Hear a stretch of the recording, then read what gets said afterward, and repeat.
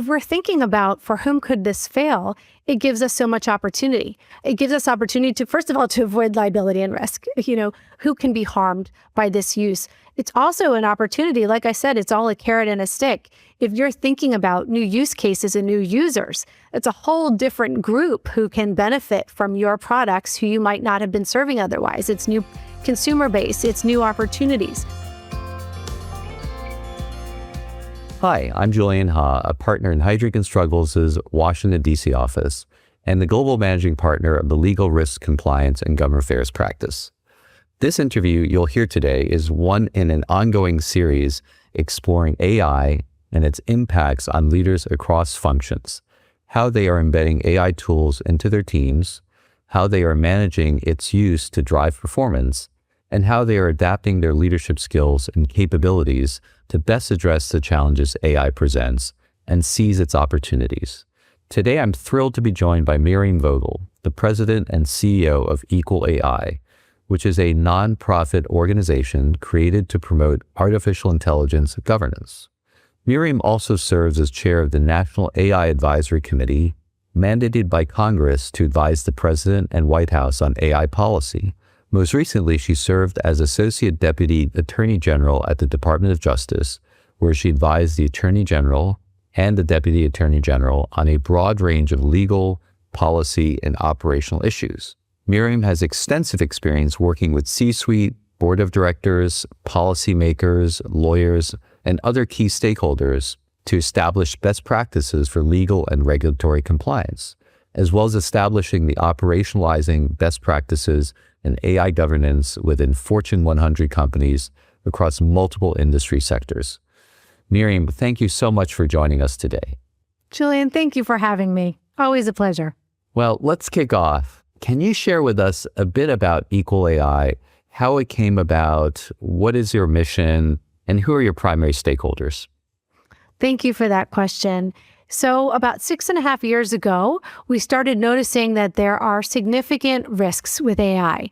People were starting to adapt, starting to invest, getting excited about it, but there was not enough conversation about what the perils could be, what the potential harms could be, what the liability could be in investing in this new, exciting, shiny object. And so we spoke to different audiences, mostly executives and policymakers, about understanding the landscape of potential risks and harms.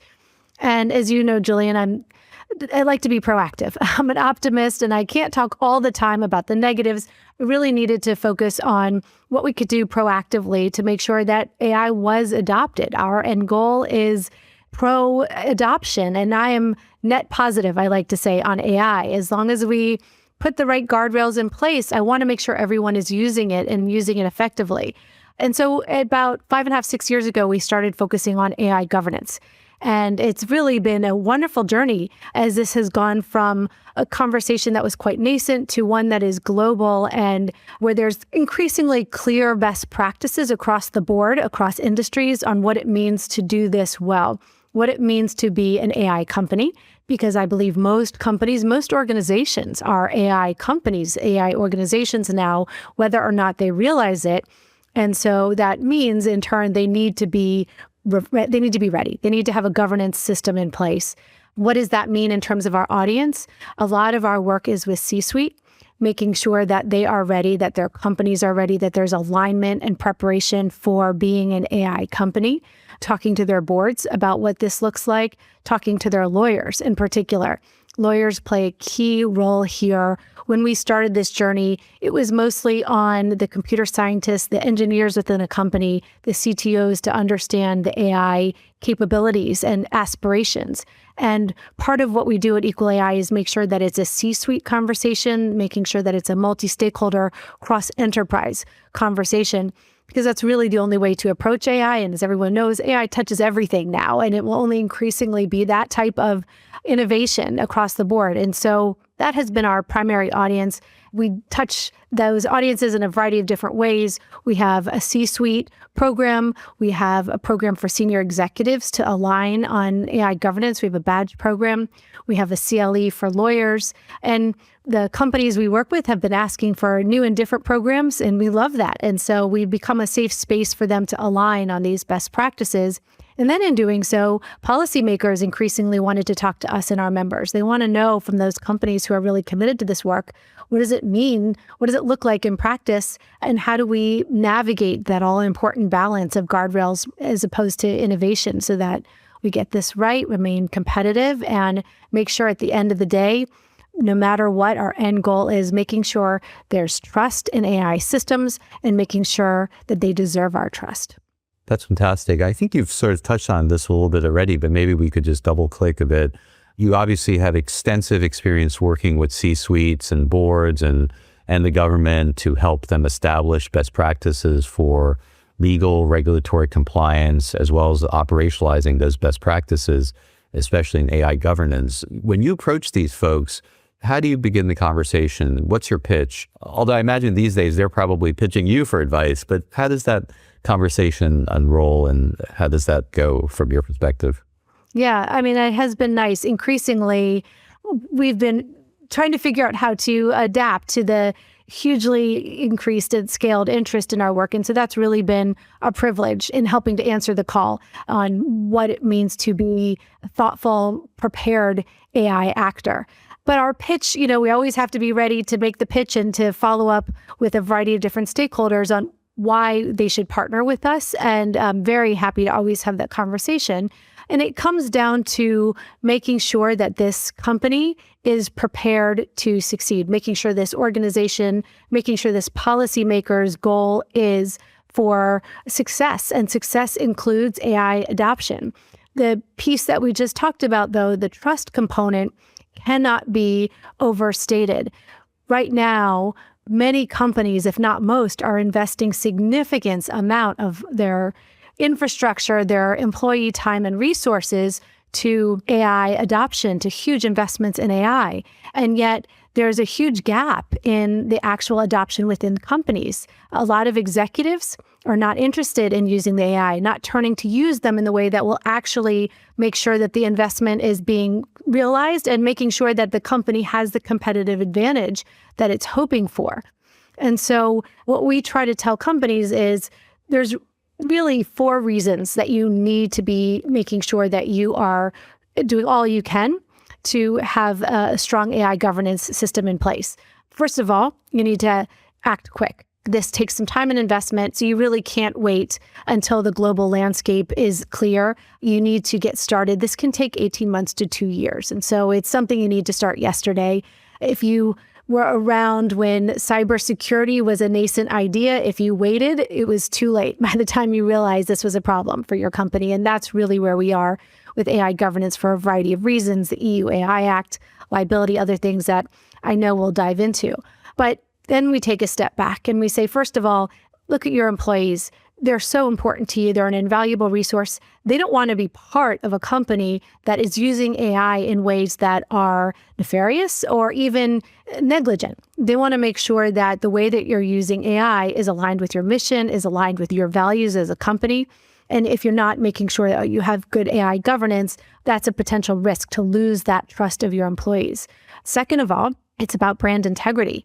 If it is discovered that your AI use, whether it's in your HR systems and financial determinations or otherwise, is harmful or not to be trusted, that will absolutely jeopardize your brand integrity, something that every company needs. And how do you rebuild that once that's been put in question? Next is product viability. If you are intentional about each of these steps, also has a carrot and a stick. If you're thoughtful, you get more trust with your employees, with your brand integrity. Likewise, you build a broader consumer base. You are making sure that your AI-driven products are safer and more effective for a broader group. And if you are not thoughtful in your AI governance, that creates more risk, more harms to populations and use cases that you had not been thinking through because you did not go through the proper AI governance infrastructure and framework. And finally, if those reasons are not compelling enough, there's the liability. And Julian, you know well from all your clients that there's an increasing field of liability, whether it's being on the front page of the Wall Street Journal or increased number of legal action. There was a 6-fold increase in legal liability in the U.S. alone in litigation brought over a 6-year period. I expect that to increase significantly in the coming year alone. So people want to make sure that they are known for being a responsible, a thoughtful actor in this space and not the defendant in a litigation hearing. So just picking on that point around liability, I think in a recent article, you and your colleagues wrote that as AI adoption expands, so does the landscape of related legal liability. And you discussed the ways that leaders of all kinds have become much more AI literate with respect to those potential harms and litigation risks. Can you maybe expand a little bit on that and share with us some of those insights on how leaders are able to mitigate liability and, as you wrote, avoid those associated harms to companies, individuals, and communities? Yeah. So first of all, it's grouping what these potential harms are. It's thinking about looking at the landscape. We've been watching this for several years. Where are the potential harms and liabilities? And we categorize those as 9 different issues. First of all, accuracy and reliability. I'm happy to delve further into each of these, but we know if you're talking about AI, generative AI, you need to be checking to make sure that the outputs that it's recommending to you or your consumers are accurate and reliable, first of all. Second of all, you need to be looking at fairness and bias. Third of all, interpretability, explainability, transparency, all issues that, again, are important for building trust with your consumers, but also making sure that you can be responsive if it ever does come to litigation. Fourth, accountability. Fifth, privacy, security, and IP and confidentiality. I know you've been monitoring the significant uptick in IP cases that are playing out in the courts. There's still some unknowns. We know that an AI system cannot on its own create a copyrightable work. That's been asked and answered. You need to have human intervention.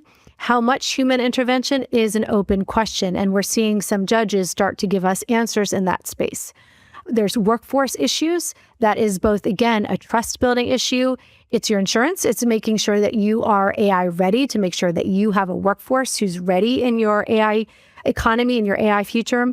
And finally, there's environmental impacts, which people need to be thinking about, both for accountability as well as the liability that I think will be ultimately forthcoming. In terms of mitigation strategies, awareness is key. Making sure you know that this is steps that you need to be taking, making sure that these are potential harms that could come from your AI use is all important. First of all, you need to survey your AI use. And sometimes one of the best functions we serve in EqualAI is showing up and making sure the C-suite is having that conversation with surveying the landscape of where they're using AI today, where they're planning to use it. For any company that doesn't think they're using it, talk to your HR teams because you're using it. There's an interesting survey recently where they talked to HR professionals and they asked how many were using AI products in their HR systems, and 82% said they were. But what's interesting is when they talked to the CEOs, only 17% said that they were. It was only half, just over half, 52% of the general counsels and chief legal officers. So it's happening. You want to make sure you know where.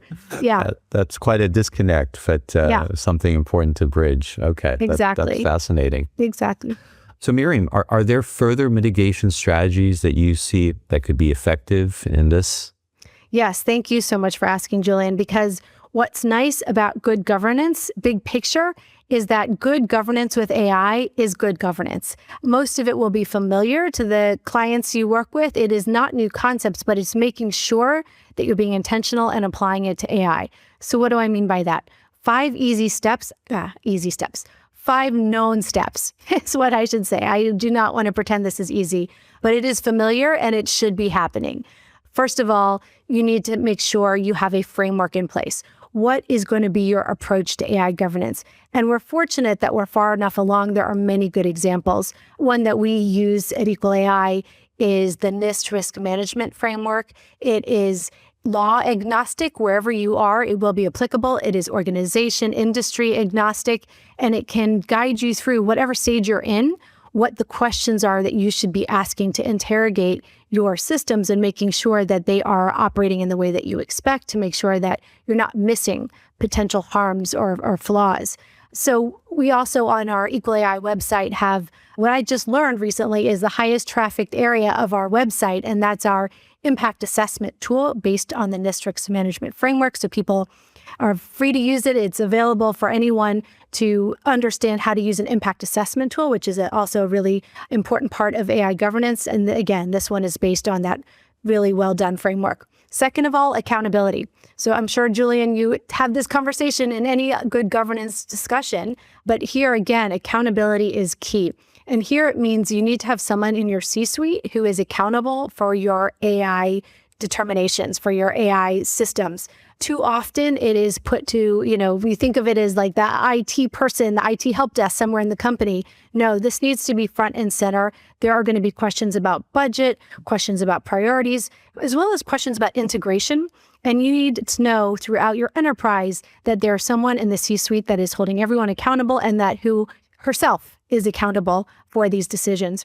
Third, you want to make sure you have a clear process in place. There's different models, whether it's a system close to your product development. If you're a company that creates a product, do you have interaction and people responsible for your AI governance? Do you have a committee with multi-stakeholders in your enterprise? Is it also involving outside stakeholders? Do you have a committee at the end of the day that is answering what your process is going to look like? And when you have that process in place of what your AI governance system looks like, you want to make sure that it's communicated across the company. Again, that's building trust as well as the accountability so people know what their role is and that they take confidence in the fact that you have a clear process in place. The other reason that's really important is we're talking about AI. So much of what happens is going to be with your employees, with your consumers, where it plays out. So they're your front lines. And building that trust with them that you have a process in place and letting them know they're a very important role, letting them know there's accountability so that it's safe to tell you if there's a potential problem is key to making sure that your AI governance works well. Fourth, you want to make sure you're documenting what you're testing and when. Your AI systems will cross numerous hands across enterprise, probably other companies and organizations as well. You want to be very explicit about what you've tested, how you're defining it, and when. So then you can get back to the key question of for whom could this fail? And finally, you need to audit, reiterate, rinse, repeat. AI constantly iterates and learns new patterns. And so you need to have a clear cadence in place of how routinely you're going to audit to make sure that it's giving you the outcomes you're expecting. Well, let's turn to opportunities, right? Let's turn to the upside of all this. What are you excited about regarding the future of AI? So much. I think, on a daily basis, I'm using AI in ways that's propelling my work. It becomes a fun thought partner, writing partner. It is never the final draft of anything I do. It's not even the second draft, but for a first draft, it's so helpful, whether it's in writing, in thinking through prospects, in communications, etc. So personally, I am certainly a huge beneficiary, but in terms of what it'll do for society, it's just the opportunities are endless, and particularly when we think about healthcare, there's already been significant, important developments in this space. For instance, I've, in my family, had 2 aunts die of lung cancer. We've seen that it's on the uptick for women, non-smokers. My aunts were also non-smokers and were taken from us way too early. Well, Mass General and MIT got together to create this program, Sybil, that in early testing demonstrated tremendous potential success and advancements in society. One early study showed, I believe it was 87 to 94% success of detection of lung cancer 1 year before incidence, 1 year before it presented. So to think of all the lives that tool alone could save. We think about in education, the ways that we can create a personalized tutor if we're thoughtful, if we're intentional, if we're making sure that students and workers have access to this learning tool. Part of it is empowering people to know that it is there to support them. I don't think that's currently happening. There's a gender gap in adoption of AI. There's gaps regionally in who across the country is using AI. So we have a lot of work to get there. But if we get this right, so many of us can have a learning partner. Again, we have to be AI literate. We have to know when we're using AI. We have to know how it can propel us. We have to know the risks. But if we are, you have examples like Mason Grimshaw, who is Lakota, had an amazing story of how he happened upon going to MIT and becoming a computer science major. And now he's bringing that back to his Lakota tribe. And he's created coding camps for his students. And some of it is very specific to his people. Some of it is making sure that it is only Lakota teachers that is training the students, because that is one of their keys to success. They found that that is hugely vital to building that trust. Again, it always gets back to trust. They're also finding projects that are important for their students. So, for instance, preserving native language, teaching them to go out in nature, identify medicinal plants, as well as ways that any other kids could benefit from learning AI programs. So again, it's ways that are deeply personal, particular communities, but I think there's a lot of broad lessons even from that example as to how we can all benefit by building that trust, by bringing in new students, by finding ways to support our community with AI opportunities. No, I think you've touched on some really exciting areas, healthcare, education, just empowerment. So yeah, that gives me a lot of hope.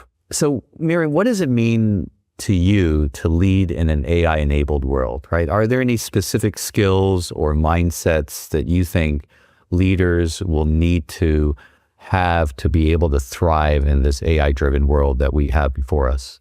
Yeah, thank you for that question. I'd love to hear your answer too, Julian, because I know it's something you think a lot about. What's exciting to me about this moment is as much as there is uncertainty and so many novel questions and applications, increasingly, I see it still gets back to the basics. It still gets back to mindsets that are required in all times in order to propel yourself, in order to ensure success. And those are elements like curiosity. You will not succeed in this AI world unless you are curious, you're open to trying new things, you're open to exploring what this new AI-propelled world is going to look like, what it does look like, because we're there. The future is here. And so it requires that curiosity. And with that, it requires humility. We have to be comfortable knowing that we don't know all the answers. That's really hard. That's really hard to know that when we hear those leaders who are creating the AI and they tell us they're not always certain why a certain function works, that's really hard to hear. That really challenges our need to know that somebody understands all of what's happening. So we have to go through this with humility. But I think third, that means that we also can all take confidence. We're learning this together. We all have questions. We all can benefit equally from AI use, AI adoption, from our curiosity and understanding how this innovation will propel us and serve us. So we should go forward with confidence, knowing that it's going to take the same basic skills to succeed in an AI future that it has always taken. And as long as we are clear on our values and how they apply to our AI use, as long as we are clear on our intent to thrive through AI and otherwise making sure that all of our communities are thriving through our AI use, then we can take confidence in how we approach our AI. But again, it has to come with a curiosity and humility as we go forward with this strength of confidence in ourselves. No, really appreciate that. And as you were answering the question, Miriam, I put the same question into an AI chatbot. And I wanted to see what that would spit back out. And it said mindsets and skills leaders will need, right? Curiosity over certainty, right? Okay. AI is evolving fast. Leaders who remain curious will be able to adapt more effectively. You got to have digital and data literacy. You don't need to code, but you need to understand how the data is collected and analyzed and used. You must have EQ, emotional intelligence, right? As AI takes over some of these routine tasks, I think empathy and communication are going to be core to building teams and resolving tensions. And agility and experimentation, right? Leaders need to foster a test and learn culture. And then finally, it says ethical foresight. Leaders need to not just ask, can we use this technology, but should we? So I think it's really interesting that, sort of posing that question to AI real time, it comes back with some really, I think, cogent recommendations. And I think, Julian, I'm so glad you did that because it's such a helpful demonstration of how it propels a conversation. It gives you additional data points to think about. I mean, it's studying the patterns of conversations across the world, across time, across populations, across subject matter. So it's going to be really helpful in adding a different point for you to be thinking about. It doesn't mean it's right, and it does not mean it's the final answer. But again, with this curiosity, it can really propel us and help us think about points we've missed, people we might have forgotten to take into account, which is hugely critical. If there's one piece of advice, I would advise every executive, lawyer, person who is helping to navigate AI out there is one that Kathy O'Neill teaches us. For whom could this fail? Well, actually, that is our last question. What's one piece of advice you'd have for business leaders in making the most of AI? And I think you just gave us that, but would you like to expand on that at all? Yeah. If we're thinking about for whom could this fail, it gives us so much opportunity. It gives us opportunity to, first of all, to avoid liability and risk. Who can be harmed by this use? It's also an opportunity. Like I said, it's all a carrot and a stick.